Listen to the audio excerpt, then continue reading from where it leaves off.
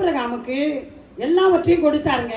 சொன்ன மாதிரியே அவர் அவனை பெருக செய்தார். அவனை செல்வ சீமான ஆக்கினார். அவன் பெயர் பெற்றவனானான். அவன் போகிற இடங்களில் எல்லாம் அவன் ஃபர்ஸ்ட் பயந்தான். போக போக அங்கே இருக்கிறவர்கள் அவனை கண்டு பயந்தார்கள்.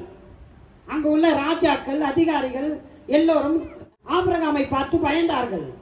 ஏனென்றால் ஆபிரகாமை தேவன் வழி நடத்தினார். ஆபிரகாமோட கர்த்தர் இருந்தார். ஆண்டவர் சொன்ன மாதிரியே ஆபிரகாமுக்கு பிள்ளையை கொடுத்தார். இப்போ ஆபிரகாமுடைய செயல் எப்படி இருக்கு என்பதை டெஸ்ட் பண்றார். வீட்டை விட்டு வா, நாட்டை விட்டு வா, இனத்தை விட்டு வான்னு சொன்னபோது விட்டு வந்தான்.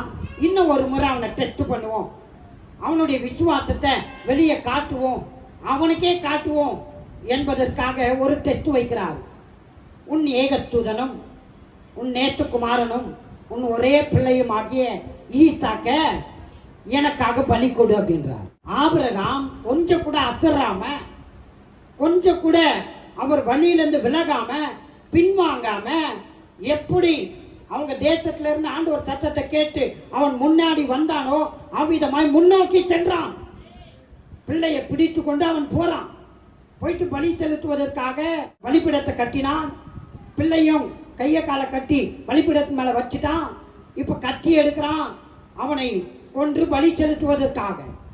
தேவன் இதை பார்த்து கொண்டிருந்தார். அல்லேலூயா. கர்த்தர் நம்முடைய செயலை அவர் பார்க்க விருப்பம் உள்ளவராக இருக்கிறார். நாம கர்த்தருக்கு பயப்படுறோமா என்பதை தேவன் கவனித்துக் கொண்டு இருக்கிறார். நம்முடைய வாழ்க்கையில நாம் அன்றாட பேஸ் பண்ணுகிற, நாம் அன்றாட சந்திக்கிற நம்முடைய சூழ்நிலையில நாம அந்த இடத்துல எப்படி இருக்கிறோம் என்பதை தேவன் கவனித்துக் கொண்டு இருக்கிறார். நாம அவருக்கு பயப்படுறோமா? எல்லார் மத்தியிலும் தனிமையிலும் அவருக்கு விசுவாசமா இருக்கிறோமா? அவரை கனப்படுத்துகிறோமா என்பதை தேவன் கவனித்துக் கொண்டு இருக்கிறார்.